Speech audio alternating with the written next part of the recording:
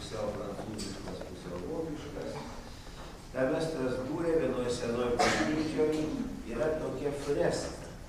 Freska tai yra tapyta sienoje. Ne ant drobės paveikslas, o tiesiog ant tinklo sienoje. Ir lieka amžius. Ir štai toj freska, aš jums paliksiu, paskui iš arti pasižiūrėsite. Čia yra ilga procesija.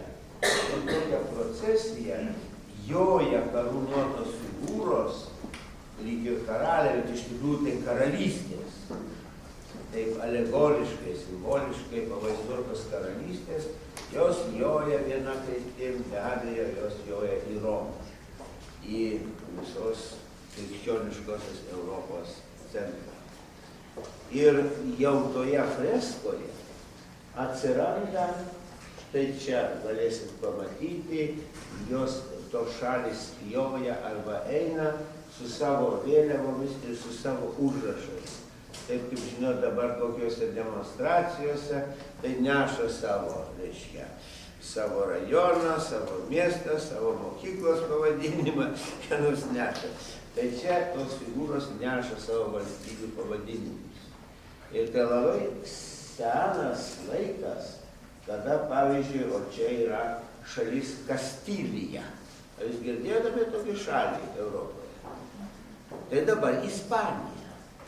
O tada buvo Kastilija, Kastilijos karalystė, kuri paskui prisijungė daugiau žemių, tapo Ispanija. Tot Kastilija. Toliau, ką mes čia turim, Bulgarija, Polonija ir Lituanija. Ir eina Lituanija kartu su visom karalystėm Europos.